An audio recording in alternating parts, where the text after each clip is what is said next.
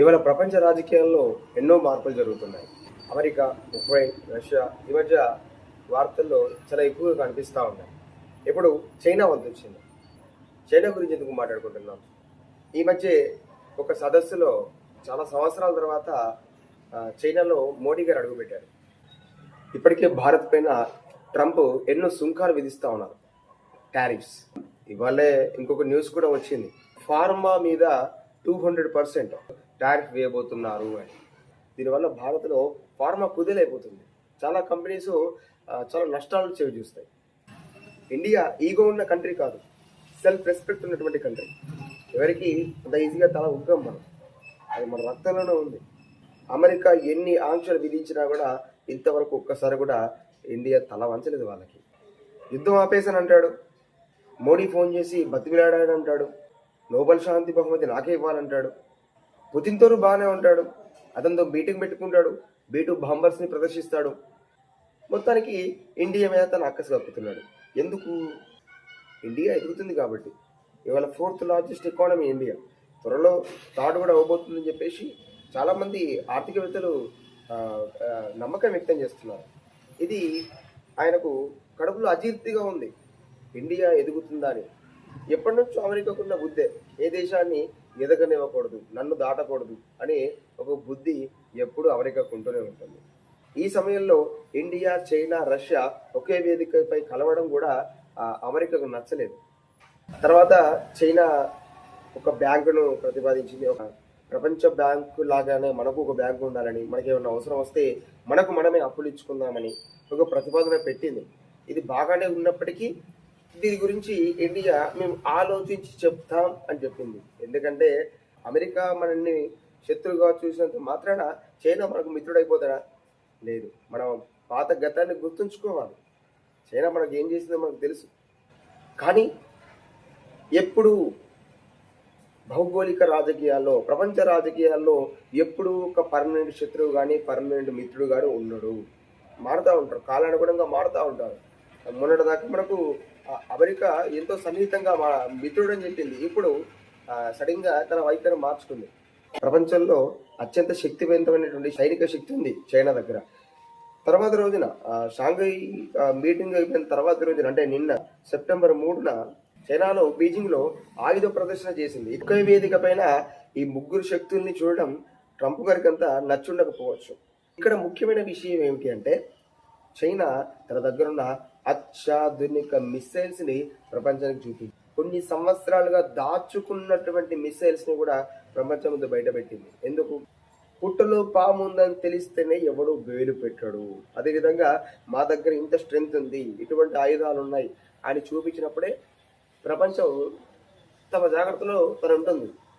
ఇది మనకేమైనా మంచిదా అంటే మనం కూడా జాగ్రత్తగా ఉండాలి. ఇవాళ DF-5Cని చైనా ముందుకు తీసుకొచ్చింది. ఒకే ఆయుధం 3 ట్రక్కుల్లో మోసుకొచ్చారు, 3 ట్రక్కుల్లో. DF-5C ఏంటో తెలుసా? DF మిసైల్స్ అనేది చైనా 1980 నుంచి తయారు చేసుకుంటుంది. దానికి అప్గ్రేడెడ్ వర్షనే ఈ DF-5C. ఇది 20,000 కిలోమీటర్ల దూరంలో ఉన్నటువంటి టార్గెట్ని అత్యంత ఖచ్చితంగా కొట్టేస్తుంది. యాక్యురసీ ఇంతవరకు ఎటువంటి మిస్సైల్స్ కూడా అంత దూరం ప్రయాణించి యాక్యురసీ చూపించలేదు. ఇది వెళ్ళి కొట్టగలుగుతుందని చెప్పేసి చైనా ఘంటాపథంగా చెప్తుంది. ఒకేసారి 10 టార్గెట్లను కూడా ఇది కొట్టగలదట. S-400 అండ్ ఆకాష్ పాకిస్తాన్ మన మీద దాడి చేసినప్పుడు అవి మన భారతదేశ గగనతలంలోకి రాగానే ఇండియా వాటిని కొట్టేసింది, గాల్లోనే కొట్టేసింది. అటువంటి రక్షణ వ్యవస్థను కూడా ఛేదించుకొని వెళ్ళగలదట ఈ DF-5C. ఒక విషయం చెప్తే ఆశ్చర్యపోతారు, శబ్దం కంటే 10 రెట్ల వేగంతో ఈ మిస్సైల్ ప్రయాణిస్తుందట. మరి ఇది ఎందుకు చూపించింది అంటే, మేము ఎంత శక్తివంతంగా ఉన్నాము, మా నాయకత్వం ఎంత పటిష్టంగా ఉంది అని ప్రపంచానికి చాలటానికే. ఇందులో రష్యా కూడా పాల్గొంది, పుతిన్ గారు కూడా ఉన్నారు కాబట్టి. పుతిన్ గారు జిన్పింగ్ స్నేహితులని చెప్పకనే చెప్పింది. పెహల్గామ్కు సంబంధించిన ఘటనని మొన్న అన్ని దేశాలు కలిసి మొన్నటి మీటింగ్లో ఖండించడం జరిగింది. చైనా అధ్యక్షుడు ప్రపంచానికి ఒక 2 ఆప్షన్స్ ఇచ్చారు. ఏంటా 2 ఆప్షన్స్? మీకు శాంతి కావాలా, యుద్ధం కావాలా? సంభాషణ కావాలా, సంఘర్షణ కావాలా? పరస్పర విజయం కావాలా, నష్టం కావాలా, మీరే తెచ్చుకోవాలి.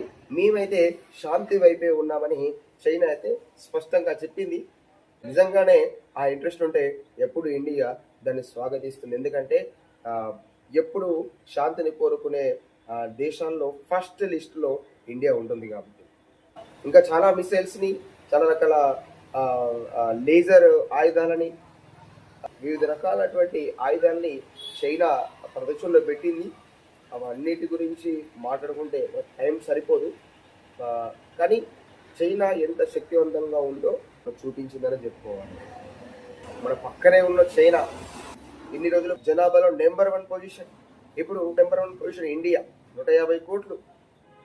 మరి అంత జనాభా పెట్టుకున్న చైనా అత్యాధునికంగా ఉందంటే ఇండియా ఎందుకు వెనకబడిందో ఒకసారి మనం ఆలోచించుకోవాలి. ఎందుకంటే అక్కడ ఎవరు ఖాళీగా ఉన్నారు, ఏదో ఒక పని చేసుకుంటారు. మనం కూడా యువత బయటికి రావాలి. నరేంద్ర మోడీ గారు ఈ బెట్టింగ్ యాప్స్ ఇవన్నీ ఎందుకు బ్యాన్ చేశారు అనుకుంటున్నారు? 45 కోట్ల మంది, దాదాపు ఈ యొక్క ఐపీఎల్ లాంటి సమయాల్లో అయితే 46 కోట్ల మంది వరకు ఈ యొక్క బెట్టింగ్స్ ఆడుతున్నారంట. ఈజీ మనీకి అలవాటు అయిపోయి యువత ఇంట్లోనే కూర్చోండి, పొట్టలు పెంచేసుకొని మద్యానికి అలవాటు అయిపోయి డ్రగ్స్కి బానిసలు అయిపోయి అధోముఖంగా వెళ్తూ ఉంది. ఇదంతా పక్క దేశాలన్నీ కూడా చంకలు గుద్దుకుంటూ నవ్వుకుంటాయి. గుర్తుపెట్టుకోండి, ఇవాళ నరేంద్ర మోడీ గారు 30,000 కోట్ల రెవెన్యూ బెట్టింగ్ యాప్స్ ద్వారా 30,000 కోట్ల రెవెన్యూను విడిచిపెట్టుకొని మరి ఈ బెట్టింగ్ యాప్స్ని బ్యాన్ చేశారంటే యువత ముందుకు రావాలని. వెళ్ళండి, బయటికి రండి, ఇకనైనా మీ యొక్క నిద్ర మత్తును విడిచిపెట్టండి. బయటికి వచ్చి మీరేం చేయక్కర్లేదు, మీ కుటుంబం కోసం మీరు కష్టపడండి, మీ యొక్క ఆలోచనల్ని ముందర పెట్టండి. తప్పకుండా ఆ దేశం తనంతట తానే ముందుకు వెళ్తుంది. ఎకానమీ పెరగాలి, వ్యవసాయం వచ్చా వ్యవసాయం చేయండి, బిజినెస్ వచ్చా బిజినెస్ చేయండి. కిరాణా పెట్టుకుంటారా కిరాణా పెట్టుకోండి, కూరగాయలు అమ్ముకుంటారా కూరగాయలు అమ్ముకోండి, చెప్పుల షాప్ పెట్టుకుంటారా బట్టల షాప్ పెట్టుకుంటారా, ఉద్యోగం సాధిస్తారా ప్రైవేట్ ఉద్యోగం చేస్తారా, ఏదైతే అది ఖాళీగా ఉండొద్దు. వివేకానంద గారు ఏమన్నారు? యువత మేలుకో, నాకు ఒక 30 ఏళ్ళు నిన్నటువంటి యువతను నాకు ఇవ్వండి, నేను ప్రపంచాన్ని మార్చి చూపిస్తా అన్నాడు వివేకానంద. ఇప్పుడు ఆ సమయం వచ్చింది, ఆ సమయం రానే వచ్చింది. ప్రపంచం బెదిరిస్తుంది మనల్ని, భయపడకూడదు. మనం భయపడే స్థితిలో ఎప్పుడు ఉండకూడదు. ఒకరి కిందకి వెళ్ళి దేహి అనకూడదు. మనం అమెరికా భారతదేశం నుంచి అమెరికాకి వెళ్ళి చదువుకునేటువంటి విద్యార్థుల యొక్క వీసాలను 4 ఏళ్ళకు కుదించింది. ఎందుకండి అమెరికా వెళ్ళి చదువుకోవడం? ఎందుకు? ఇవాళ జిల్లాకు ఒక MBBS కాలేజ్ అయ్యింది. ఇక్కడ పుట్టలుగా ఇంజనీరింగ్ కాలేజెస్ ఉన్నాయి. ఎందుకు అక్కడికి వెళ్ళడం? ఎడ్యుకేషన్ వ్యవస్థ మారాలి, లెక్చరర్స్, మంచి ట్రైన్డ్ లెక్చరర్స్, ల్యాబ్స్ చాలా ఉన్నాయి చెప్పుకుంటూ వెళ్తే. ఇవన్నీ మారాలంటే గ్లోబల్గా మనం ఒక గొప్ప స్థాయిలో ఉండాలంటే యువత బయటికి రావాలి. ఇలాంటి విషయాలు మీకు అందించే ప్రయత్నం చేస్తాను. మీకు కనుక ఈ వీడియో నచ్చితే ఖచ్చితంగా లైక్ చేసి సబ్స్క్రైబ్ చేయండి. నేను ఇటువంటి విషయాలను మీకు ఇంకా షేర్ చేసుకోవడానికి నాకు కూడా మీరు ఉత్సాహం నింపినట్టుగా ఉంటుంది. జై హింద్, జై భారత్, జై శ్రీరామ్.